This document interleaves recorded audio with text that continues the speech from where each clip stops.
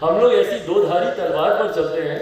Nepo kids, अगर कोई अच्छा कर पाया तो करना ही था, उनका बेटा है, उनकी बेटी, अगर ये नहीं करेगा तो और कौन करेगा। चिराग पासवान एक सभा को संबोधित करते हुए बता रहे हैं किस प्रकार से उनका आवास छीन लिया गया, उनका पार्टी छीन लिया गया और तमाम चीजें छीनने के बाद किस प्रकार से वो संघर्ष करके आज बिहार को आगे ले जाने के पथ पर वो चल रहे हैं और संघर्ष करते हुए वो आगे बढ़ रहे हैं। तो सुनिए चिराग पासवान किस प्रकार से अपने साथ जो हुआ है तमाम चीजों पर क्या कुछ बोल रहे हैं।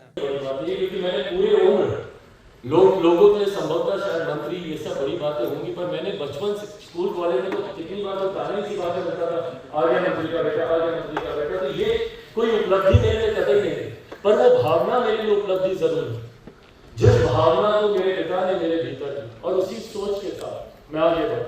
अपने बिहार के लिए अगर मैं कुछ करता हूँ, जिस जगह पर मेरे पिता बिहार को देखना चाहते थे, उसके लिए अगर मैं कुछ करता, और इन 3 सालों में भी व्यक्तिगत भी मैंने कई लड़ाइयां लड़ी, राजनीतिक भी मैंने कई लड़ाइयां लड़ी, मुझसे एक करके सब छीन लिया गया। आज भले मुझे नेपो किड कहा जाता हो, ये आजकल एक बहुत ज्यादा प्रचलित हो गया है। किसी को भी डाउनसाइज करना होता है तो सबसे पहले कहा जाता है कि नेपो किड है, ये तो उनका बेटा है, इनको करना ही है। हम लोग ऐसी दो धारी तलवार पर चलते हैं। नेपो किड्स, अगर कोई अच्छा कर पाया तो करना ही था, उनका बेटा है, उनकी बेटी, अगर ये नहीं करेगा तो और कौन करेगा। और अगर कोई नहीं कर पाया तो देखो अपने माँ बाप का नाम डुबा दिया।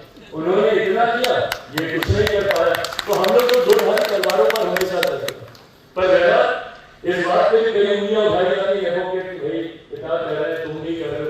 पर मैं उस पीढ़ी से आता हूँ, मैं उस जमाने से आता हूँ। ऐसा नहीं कि मैं बहुत पुराने जमाने को, पर फिर भी 4 दशक अपने जीवन के मैं बिता चुका हूँ। एक ऐसे जमाने से आता हूँ जहां पर माता पिता के अच्छे कदमों पर चलना अच्छा माना जाता था।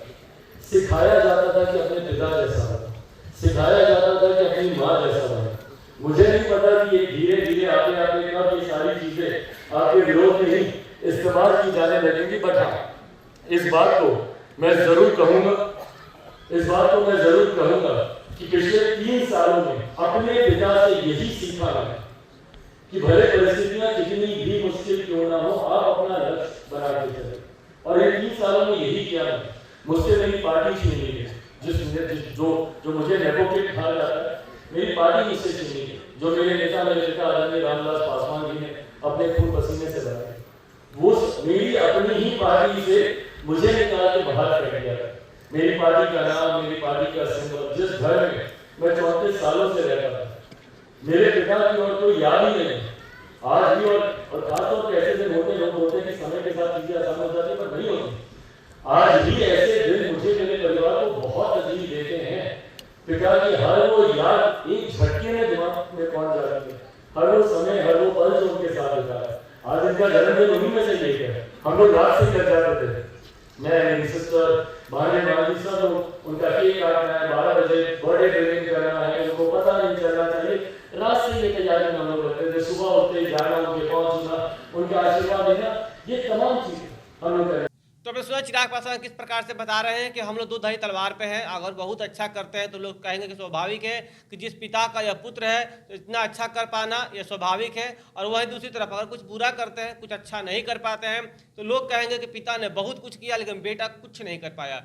तो मैं सुना चिराग पासवान ने किस प्रकार से अपनी पार्टी को लेकर भी बताया, किस प्रकार से उनकी पार्टी को छीन लिया गया, उनकी आवाज़ को छीन लिया गया, जहां से उनकी यादें जुड़ी हुई थी।